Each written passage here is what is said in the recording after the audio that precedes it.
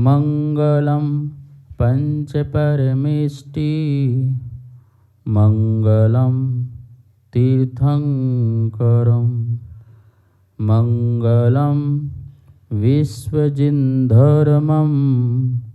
मंगलम वीरशासनम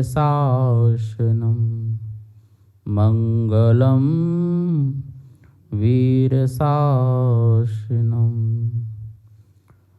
वंदितो सौवसिद्धे ध्रुवमचलमणोभवं गतिं पत्ते मोक्षामि समयपाहुड मृण्मो सुत केवली भड़िदम्।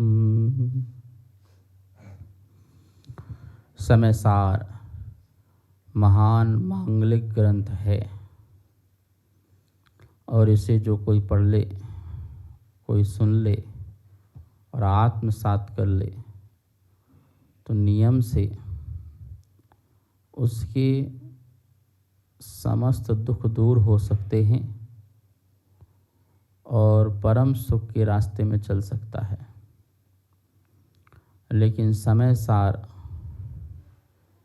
को वही पचा सकता है जो समय सारी बने। आत्मा का सार जानना और आत्मा के सारमय हो जाना, ये दोनों अलग बातें हैं। कुंद कुंद स्वामी भगवान महावीर स्वामी की वाणी को समयसार रूप में प्रस्तुत करते हुए कहते हैं कि मैं समय के बारे में बताऊंगा। तो कौन से समय के बारे में बताएंगे? समय मतलब तो आगम भी होता है, शास्त्र पुराण भी होता है। समय मतलब सिद्धांत भी होता है। समय मतलब काल भी होता है, अवधि भी होता है। और समय मतलब आत्मा भी होता है। तो किसकी बात बताई जाएगी, किसकी चर्चा की जाएगी? बोले मैं समय मतलब आत्मा, मैं उसकी बात बताऊंगा। तो बोले कि वो समय दो प्रकार की है। उन्होंने पूरी आत्माओं को दो पार्ट में डाला, कैटेगरी बना दी। फर्स्ट कैटेगरी में 100 समय वाली आत्मा और सेकेंड कैटेगरी में पर समय वाली आत्मा। 100 समय वाली आत्मा मतलब जो अपने स्वभाव में रहती है वो वाली आत्मा 100 समय आत्मा है। जो विभाव में रहती है वो पर समय वाली आत्मा है। 100 स्वभाव में रहने वाली मतलब अपने सम्यक दर्शन ज्ञान चारित्र में रहने वाली आत्मा। ये आत्मा का धर्म है ना। तो जो आत्म धर्म में रहती है वह 100 समय आत्मा है। और जो पर धर्म में रहती है, पर धर्म पुद्गल में रहती है। पुग्गल कम्म पदेशम ठिदम चतम जान पर समयम। जो पुद्गल कर्म प्रदेश में स्थित आत्मा है वो पर समय आत्मा है। वो पर समय आत्मा है। और जो चरित्र दंशन नाणठिदो, जो दर्शन ज्ञान चारित्र में स्थित है वो 100 समय आत्मा है। अब आप देख लीजिए आप किस में स्थित हैं। 100 समय मतलब अनंत सुखी निराकुल आत्मा, और पर समय मतलब अनंत दुखी बेचैन आत्मा। अब ये पर समय का भी जो है कई प्रकार से खुलासा करेंगे। विभाव में आत्मा रत्नत्रयधारी वाली भी हो सकती है, वो भी शुभ परिणामों के कारण, शुभ परिणामों के कारण वो भी पुद्गल कर्म प्रदेश में स्थित हो सकती है। वह भी शुभ कार्य करते हुए दिखाई देती है पौद्गलिक निमित्तों से, कर्म के उदय से। लेकिन एक जो आत्मा है, बहिरात्मा, बेचैनात्मा, वो तो पुद्गल में ही स्थित है, अशुभ में ही स्थित है। वो अशुभ में ही स्थित है, वो मिथ्या दृष्टि आत्मा है, वो बहिरात्मा है। उसकी आत्मा बहिर है, बहिर, बाहर ही बाहर है। सौ समय आत्मा जो है अंतर आत्मा परमात्मा है। वैसे शास्त्रों में लिखा है सग समया परमप्पा, परमात्मा ही 100 समय है, बाकी सब पर समय है। सग समया परमप्पा, परमात्मा ही 100 समय है। और तो मैं तो कहता हूँ सिद्ध भगवान ही 100 समय है, बाकी सब पर समय, क्योंकि वो भी तो पुद्गल कर्म प्रदेश में स्थित हैं, अभी अरहंत भी। लेकिन पुद्गल कर्म प्रदेश में स्थित होते हुए भी वो अपने आत्म प्रदेश में है, अपने ज्ञान प्रदेश में, अपने दर्शन प्रदेश में, अपने सुख प्रदेश में, अपनी शक्ति प्रदेश में, इसलिए उन्हें 100 समय आत्मा कहते हैं। और कर्म प्रदेश मतलब शरीर आदि में स्थित होने के कारण कथनचित उन्हें पर समय भी कह सकते हैं। अपेक्षा है, इसी को स्याद्वाद कहते हैं। वक्ता किस अपेक्षा से कौन सी बात घटित कर रहा है, वो अपेक्षा लगाना, सर्वथा नहीं लगाना। सर्वथा पर समय कहेंगे तो ये सिद्धांत के विरुद्ध हो जाएगा, और सर्वथा 100 समय भी कहेंगे तो ये भी सिद्धांत के विरुद्ध हो जाएगा। अपेक्षा से लगाइए। सर्वथा रूप से 100 समय तो सिद्ध भगवान हैं, जो समस्त कर्मों से रहित हो गए हैं, अष्ट कर्म से रहित हो गए हैं, अपने आत्मा के निज प्रदेश में सदा जो स्थित रहते हैं, अपने धर्म, अपने गुण, अपने स्वभाव में स्थित रहते हैं, वो जो हैं 100 समय आत्मा है। तो समय मतलब आत्मा। तो आत्मा कैसी है, तो इसके लिए श्लोक गाथा है, तीसरे नंबर की गाथा है, उच्चारण करेंगे। एयत्त निश्चय गदो, निश्चय गदो समो सौवत्थ सुंदरो लोये, लोये बंद कहा एयत्ते तेण विसंवादिनी होदी। एयत्तनिच्छय गदो समो सौवत्थ सुंदरो लोये बंद कहा एयत्ते तेन विसंवादिनी होदी।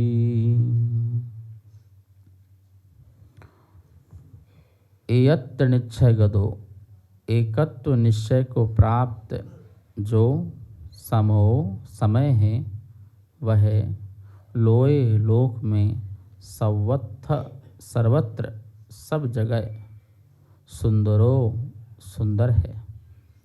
तेण इसलिए यत्ते एकत्व में दूसरे के साथ बंद कहा, बंद की कथा, विषम बांधनी, विषमवाद मतलब विरोध करने वाली होती है।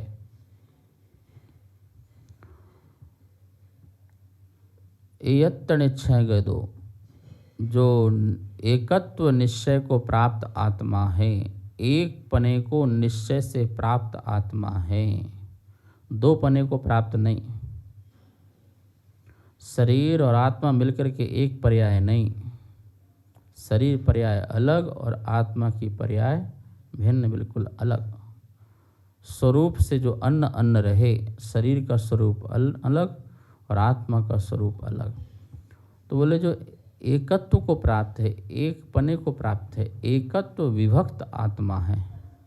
कौन सी आत्मा? एकत्व विभक्त। एकत्व एक पने को प्राप्त है और पर से विभक्त है। पर से पूर्णतः विभक्त है, ऐसी जो आत्मा है वो एकत्व विभक्त आत्मा है। और बोले ऐसी जो आत्मा है, समो ऐसा समय, ऐसी आत्मा सर्वथ सुंदरो लोगे, लोक में सर्वत्र कोई सुंदर है तो वो आत्मा सुंदर है। सत्यम शिवम सुंदरम, जो समय है, शुद्ध समय है, वो सत्य है, और सत्य ही शिव है, मोक्ष है, और मोक्ष ही सुंदर है। मोक्ष किसका है? मोक्ष कोई स्थान थोड़ी है, आत्मा का नाम ही मोक्ष है। जो कर्म रहित आत्मा, कषाय रहित आत्मा हो गई, वो मोक्ष आत्मा है, और ऐसी मोक्ष आत्मा सुंदर है। सुनो भैया, तुमसे सुंदर दुनिया में और कोई नहीं है। पूरे जग ढूंढाना, पूरा संसार खो जाना, तुमसे सुंदर कोई नहीं है। पर तुम्हारी सुंदरता तुम्हारी वीतरागता से है,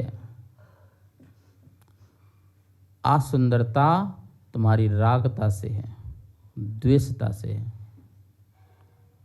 जिसको तुम सुंदर कहते हो वो सुंदर तुम्हारी सुंदरता नहीं है। अभी जिसको सुंदरता तुम कहते हो वो मात्र तुम जड़ की पर्याय को कहते हो, चेतन की पर्याय को थोड़ी कहते हो। ये शरीर जड़ है, तुम्हारी भाषा में कहें तो मिट्टी है। एक दिन तेल नहीं लगाओ तो क्या शरीर की हालत हो जाती है जैसे फफूंद लग गया हो। मिट्टी तो ऐसी होती है ना। और देखो जिसकी आत्मा निकल जाए शरीर से, उसकी हालत शरीर की देखो कैसी होती है। पूरी झर झराती है और मिट्टी हो जाती है। एक मशीन बनी हुई है, इसमें हाथ डालो आप तो आपके शरीर से इतने परमाणु आते जाते दिखाई देंगे, अनंत अनंत झरते हुए, जैसे बरसात सी हो रही हो। बिल्कुल ऐसे परमाणु आ रहे हैं और जा रहे हैं। मतलब परमाणु नहीं, वो तो स्कंद ही हैं। परमाणु क्या दिखाई देगा, इतने पार्टिकल्स हैं, वो सारे पार्टिकल्स आ रहे और जा रहे हैं। बरसात जैसे झड़ते हुए दिखाई देंगे, ऐसे हाथ है ना, ऐसे रखो झड़ते दिखाई देंगे। उसको देखने में तो भोजन भी नहीं कर पाओगे कि इतना कुछ झड़ रहा है और मैं खा रहा हूँ। तो ये तो जीर्ण शीर्ण चीज़ है। मैं कोई जीर्ण शीर्ण चीज़ थोड़ी हूँ, मैं तो सुंदर आत्मा हूँ। तो मेरी असुंदरता कहाँ प्रकट हुई है, मेरी सुंदरता कहाँ गायब हो गई है? जब मैंने असुंदर से अपनी सुंदरता को नापा। अब असुंदरता से अपनी सुंदरता को नापा, वहीं मैं असुंदर हो गया। ये जड़ असुंदर है, और इस असुंदर में मैंने अपने को सुंदर माना। ये जो दिख रहा है ये मैं हूँ, ये सुंदर है। बस वहीं मैं क्या हो गया, असुंदर हो गया।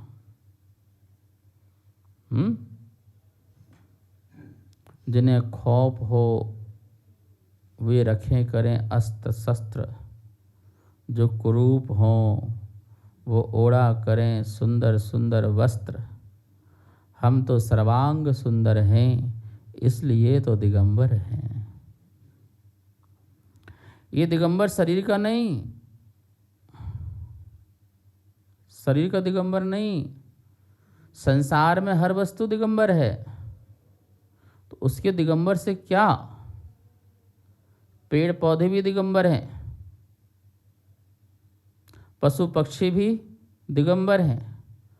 प्रगति की एक एक चीज क्या है, दिगंबर है, दिगंबर की मोहर लगी हुई है। पर महावीर स्वामी कहते हैं ऐसे दिगंबर से कल्याण नहीं है जो अंदर से भी दिगंबर हो जाए। पेड़ पौधे अंदर से दिगंबर नहीं हैं, पशु पक्षी नहीं हैं, वो कसाय से सहित हैं, आकुलित व्याकुलित हैं। दुखी हैं, तो बोले वो दिगंबर नहीं है। अंदर से जो दिगंबर होता है उसे दिगंबर कहते हैं। जो अंदर से दिगंबर होता है वो बाहर से भी दिगंबर हो जाता है। लेकिन जो बाहर से दिगंबर हो, जरूरी नहीं है वो अंदर से भी दिगंबर हो। ठीक है ना? निर्ग्रंथ है। हमारे साधु क्या है? निर्ग्रंथ है। ग्रंथ का मतलब होता है गांठ। ग्रंथ का मतलब क्या होता है? गांठ, ग्रंथि, गांठ। और जब गांठ बनती है तो दो वस्तु से बनती है। दो रस्सी हैं, बन गई, गांठ बन दी। साधु निर्ग्रंथ है, ग्रंथ रहित है। उसकी कोई गांठ, तन में भी गांठ नहीं और मन में भी गांठ नहीं। वो कहलाते हैं निर्ग्रंथ कहलाते हैं। माता जी, तन में भी गांठ नहीं और मन में भी गांठ नहीं, वो कहलाते हैं निर्ग्रंथ। उनकी आत्मा कहलाती सुंदर आत्मा। लेकिन जिसकी मन में भी गांठ है, जिसके तन में भी गांठ है, उसकी आत्मा कैसी है? असुंदर आत्मा है, सुंदर आत्मा नहीं है। कहाँ जा रहे हो? महाराज जी क्या बताएं, बहुत सुंदर चीज़ है, देखने जा रहे हैं। अच्छा, क्या देखने जा रहे हो? पेड़ पौधे, नदी, ये वो सब बहुत सुंदर चीज़ें हैं। ठीक है भैया, तुम्हें बाहर सुंदर दिखाई दे रही है। ये तो बताओ, जो बाहर सुंदर देख रहा है वो कौन देख रहा है? बोले आंख देख रही है। तो बताओ, ये पेड़ पौधे सुंदर हैं कि आंख सुंदर है? यस यस, आंख सुंदर है। अच्छा, ये आंख सुंदर है कि आत्मा सुंदर है? आंख देख रही कि आत्मा देख रही? यदि आंख देख रही है तो मुर्दा की भी आंखें हैं, वो भी देखे। तो कौन देख रहा है? आत्मा देख रही है। तो बताओ फिर, आंख सुंदर है या आत्मा सुंदर है? तो तेरे को महिमा किसकी आना चाहिए? पेड़ पौधों की, नदी फूल पुष्पों की, या आंख की, या आत्मा की? बोलो। आत्मा की महिमा आना चाहिए। जिसकी महिमा आना चाहिए उसकी महिमा तो आ ही नहीं रही।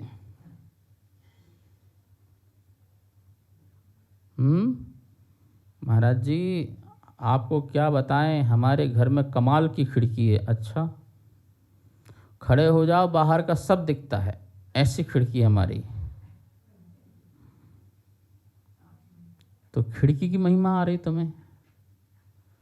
तो खिड़की से दिखता है कि आंख से दिखता है? और आंख से दिखता है कि आत्मा से दिखता है? तो आत्मा से दिखता है। तो महिमा खिड़की की आएगी कि आंख की आएगी कि आत्मा की आएगी? जो देखने वाला, जो जानने वाला, वो कौन है? वो मैं हूँ। तो मैं कैसा हूँ उसकी महिमा आना चाहिए, क्योंकि मैं ही सुंदर हूँ। मैं जब असुंदर होता हूँ तो जगत असुंदर हो जाता है, और जब मैं सुंदर होता हूँ तो जगत भी सुंदर हो जाता है।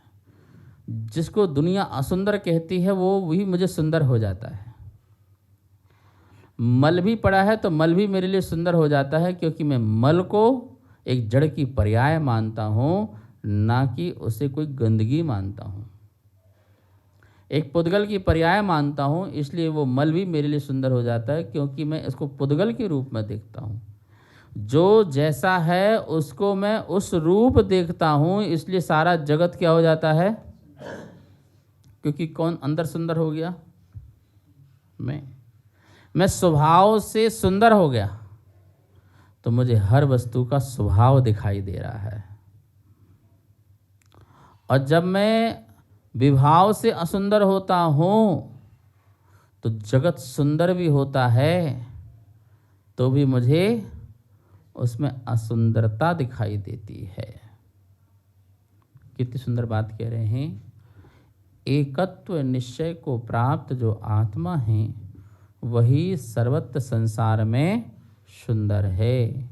इससे और कोई सुंदर जगत में सर्वत्र सर्वत्र लोए, मतलब कि महावीर स्वामी कहते हैं तो सारी दुनिया घूम के आ जा, पूरा वर्ल्ड, पूरा विश्व, 3 लोग ढूंढ के आ, देख के आ। तो बोले जैसे तू ढूंढ रहा है वो तेरे पास ही है, तू ही सुंदर है, इसके अलावा और कोई भी चीज सुंदर। बंदे कहा एयत्ते तेन विसंवादिनी होती। बंद कहा, बंद की कथा, एयत्तेन उस तेण एयत्ते उस एकत्व में, उस एकत्व में दूसरे के साथ बंद कहा, बंद की कथा विसंवादिनी, विसंवाद को या विरोध को पैदा करने वाली होती है। एकत्व में काहे का बंध? एकत्व में किसी प्रकार का बंध नहीं होता है। एकत्व में तो संबंध निजरा और मोक्ष होता है। बंध हमेशा 2 में होता है, 1 में कभी नहीं होता है। मैं जिससे जुड़ता हूँ उससे बनता हूँ, मैं जिस पर लगाव रखता हूँ मैं उससे बनता हूँ। जितना मैं जिससे प्रेम करता हूँ उतना उससे मैं बंधता जाता हूँ, जितना मैं राग करता हूँ उससे बनता हूँ। ये एकत्व में कोई विसंवाद ही नहीं है, बंध की कथा का कोई विसंवाद ही नहीं है, कोई बंध को प्राप्त हो ही नहीं सकता है। कोई हो सकता है? नहीं हो सकता है। तो बोले कि जो ज्ञानी है, जिसने बात को समझ लिया है, एकत्व विभक्त आत्मा को समझ लिया है, उसके लिए किसी प्रकार की बंध की बातें नहीं हैं, कोई उसको कर्म का बंध नहीं है। कोई भी कर्म आके उससे बंध नहीं सकता है जबरदस्ती, क्योंकि बंधने का कारण जो था वो मेरा राग द्वेष था। मेरे अंदर जो स्निग्धता और रूक्षता थी कसाई की, वो कसाई की रूक्षता स्निग्धता मैंने समाप्त कर दी। और जब वो चीज समाप्त हो गई है तो बंद किस बात का? धूल को दीवार में मारो तो धूल थोड़ी दीवार में टिकने वाली है, झड़ जाएगी। लेकिन उस धूल में पानी मिल जाए, उस मिट्टी में पानी मिल जाए और फिर दीवार में मारो तो क्या होगी? जितनी तेजी से मारोगे उतनी तेजी से वो चिपक जाएगी। ऐसे ही जब मेरी आत्मा कषाय करती है तो कर्म आत्मा से चिपक जाते हैं, बंध को बन जाते हैं। और जैसे ही मेरी कसाई छूटती है तो वो बंध, जैसे ही वो मिट्टी सूख जाती है तो धीरे धीरे क्या होती है, फिर वहाँ से वो है झड़ जाती। एकदम से नहीं झड़ती भैया, 2 उपाय हैं उसके निकालने के। या तो सूख करके आराम आराम से स्वयं गिर जाए, या फिर तुम सूख जाए तो तुम ही उसे क्या करो, एक बार में ही। वो भी आराम से थोड़ी निकलती है, ठोकना होता है, धक्का लगाना होता है, कोई मजबूत साधन से उसे ठोकर मारनी होती है, तब जाकर के वो टाइट मिट्टी गिरती है। हाँ, त्याग से, तप से, साधना से आपके अपने कर्म को जल्दी झड़ाना हो तो इस मार्ग में चलिए, नहीं तो अपने समय में जाएगा वो कर्म, पूरा फल देके जाएगा। जब तक वो जाएगा तब तक और कर्म कितने और बन जाएंगे, तो उसकी लाइन लग जाएगी, उसकी लाइन लग जाएगी। समझ में आया ना आपको? तो बोल रहे हैं कि जिसने एकत्व विभक्त आत्मा को प्रकट किया है, अर्थात जो दर्शन ज्ञान चरित्र में स्थित जो आत्मा है, निश्चय से स्थित जो आत्मा है, वो 100 समय आत्मा है, और वह 100 समय आत्मा ही सुंदर आत्मा है। वही सुंदर आत्मा है, इसके अलावा संसार में कोई आत्मा सुंदर नहीं है। तो आप देख लो कि आप कौन हो, सम्य दृष्टि हो कि नहीं, ज्ञानी हो कि नहीं, आत्मज्ञानी हो कि नहीं। बोले हम है ही नहीं, तो आपकी आत्मा असुंदर है, विभाव युक्त है, बंध को प्राप्त होने वाली है, अनंत संसारी है, अनंत संसारी है भैया। और जिसने पुरुषार्थ पूर्वक उद्यम पूर्वक व्रतों को आचरणों को धारण कर लिया है, कुछ भी हो जाए अतिचार अनाचार महानाचार होने नहीं देता है, व्रतों में किसी प्रकार के दोष लगने नहीं देता है, अपने आप में दृढ़ संकल्पित है, टूटे नियम न कोई, ऐसे भाव रखने वाला जो जीव है वो अपने व्रत आचरण से अपने स्वभाव में स्थित है, और उस स्थित आत्मा की किसी प्रकार की बंध की कथा नहीं होती है, अनंत का बंध नहीं होता है, संसार का उसका बंध नहीं होता है, अपितु निर्बंधन होता है। वो अधोगामी नहीं होता है, वो ऊर्ध्वगामी होने लग जाता है। अधोगामी तो संसार है, ऊर्ध्वगामी जो है वो मोक्ष है। वो मोक्ष की यात्रा, मोक्ष मार्ग में धीरे धीरे बढ़ना प्रारंभ कर लेता है, और एक दिन ऐसा समय आता है केवलत्व को प्राप्त होकर के समस्त कर्मों की निजरा करके मोक्ष को प्राप्त हो जाता है। ऐसी आत्मा सुंदर आत्मा है, और ऐसी सुंदर आत्मा के साथ बंध की कथा विषमवाद को पैदा करती, विरोध को। जैसे तीर्थंकर हैं, उनको काहे की बंध की कथा, जो केवल ज्ञान हो गए अरहंत हो, उनकी काहे की बंध की कथा, यद्यपि बंद हो रहा है पर आ रहा है जा रहा है, संसार वाला बंद नहीं है, तो काहे की बंद की कथा। और वो समय आएगा कि वो अघातीय कर्मी नष्ट हो जाएंगे और आत्मा सिद्ध बन जाएगी, शुद्ध बन जाएगी, विशुद्धता को प्राप्त हो जाएगी। इस प्रकार से यहाँ पर अपन ने तीसरे नंबर की गाथा में यह समय की सुंदरता को जाना, और उस सुंदरता को हम सब प्रकट करें पुरुषार्थ पूर्वक, इसी भावना के साथ समय हुआ। जा वाणी के ज्ञान से सूझे लोकालोक, सो वाणी मस्तक धरूं सदा देत हूँ धो। हे जन वाणी भारती तो हे जपो दिन रैन, जो तेरी शरणा धरे सो पावे सुख चैन। सबको बहुत बहुत मंगलाशासन। कार्यक्रम पाठशाला के पुण्यार्जक थे श्री दिगंबर जैन मंदिर, लोधी कॉलोनी, दिल्ली।